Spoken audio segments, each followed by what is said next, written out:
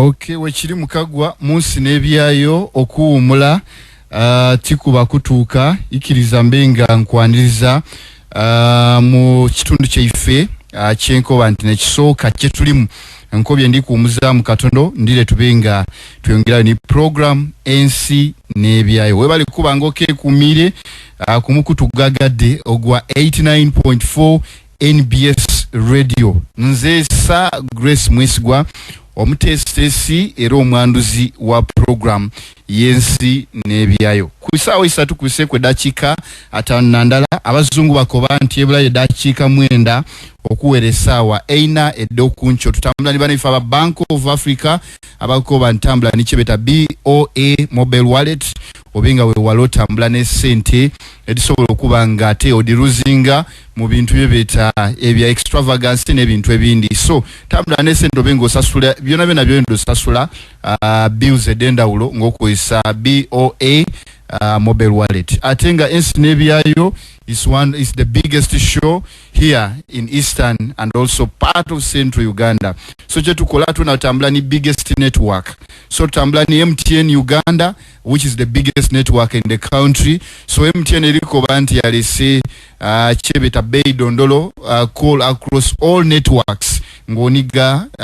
dial star 100 star 21 hash obenga uko isache beta MTN bei dondolo ofune packages edendawulo chikusobola okubanga keeping in touch with your people anytime anywhere era nengeri yonka yosobola okubanga olondola empereze y'ababaka obwendo okulondola omubaka wali kutesa bulungi alikola atya kwesta MTN bei dondolo okubire ku mbaka wa parliament yakasimu ngati byakanti omubipinze omubuze naye honorable ebintu okyabiraba nga wembiraba oba abivako dda. Today morning I'm privileged to host one of the most vibrant legislators wano mwiwanga lya Uganda atenga ayogera ku nsonga ngati eryantama ndini honorable David Kabanda ono nachikirira abantu be Kasambya county o Kasambya constituency in the 11th parliament omukulu ono era ni secretary general wa PLU Patriotic League of Uganda mungeri nendala honorable David Kabanda is a social rights lawyer with a specific interest for social justice in trade and food systems. Honorable David Kabanda nsimi okuba ngamba kuni wencho ya lero lamsa kubana Uganda. Sebo neyanziza nnyo neyanzege Sir Grace n'abatuuliriza bonna ku NBS FM machagona ku lwaleero jinja n'ebitundu ebirala ebyetoolodde ekitundu ekyo. Kale weewaawo tutandikira honorable nsubira wendogera olusogo olupikinga wayira mu Luganda it is very okay. Very okay. Kale tutandikirawo parliament joli mu eyekumi y'omukuzo gw'ekumi n'omulala eringirirwa nga parliament eremereirwa okubanga etta ensonga d'abana Uganda at the forefront era abana Uganda aba section of Ugandans bakiika ensingo bakoba nti abaka ba parliament you're not up to the game, up to the job given to you. A section ene y'abana Uganda ekirizaga nayo balirudda wabana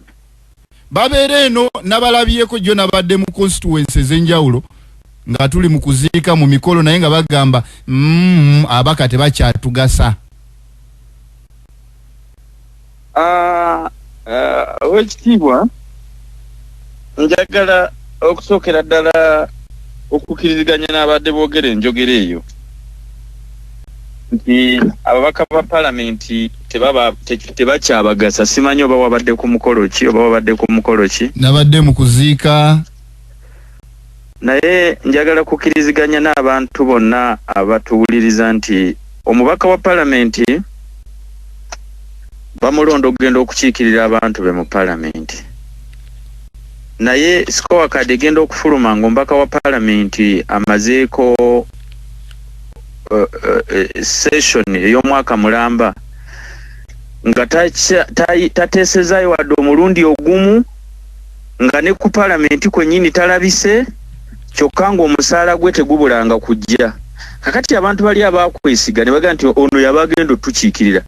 olowooza ddala abeera abakiikiridde abata chikiridde bantu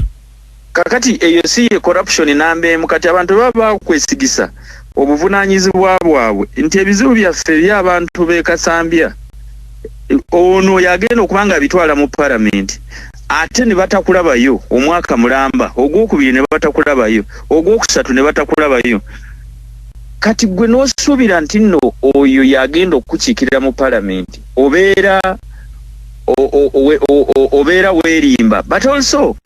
bwe wayitawo ekisanja ne kiggwako n'agenda n'akuŋŋaanya ssente najja n'azibawa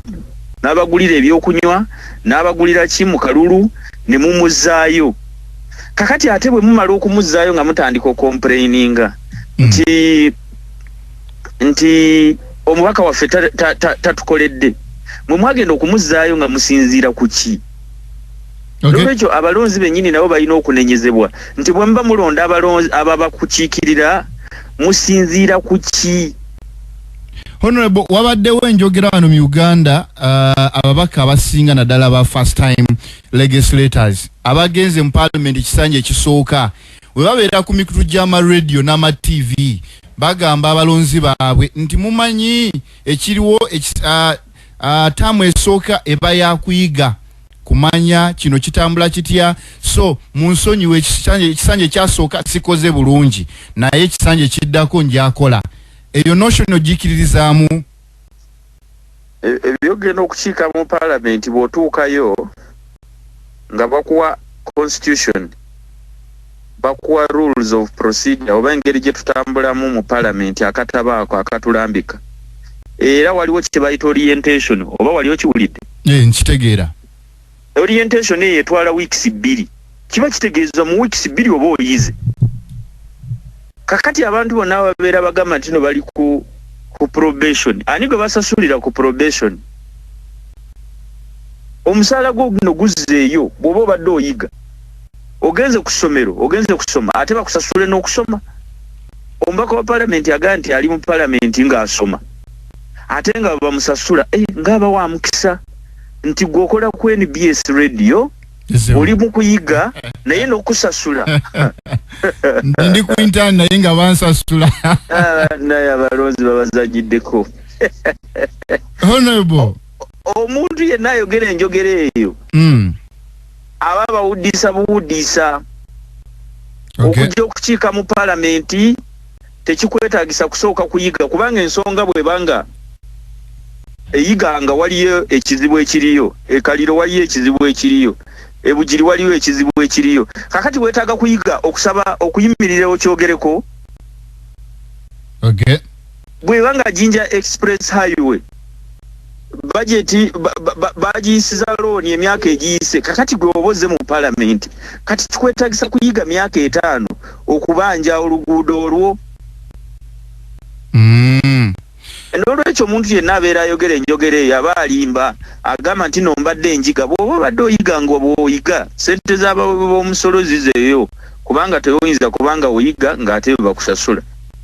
Okay, Honorable, wiki eno gye tubaddemu ku Tuesday waliyo a section of Ugandans naddala abavubuka abavayo ne bagamba nti twetaaga okwekalakasa ng'eggwanga nga tumakinga tugenda ku parliament tubanje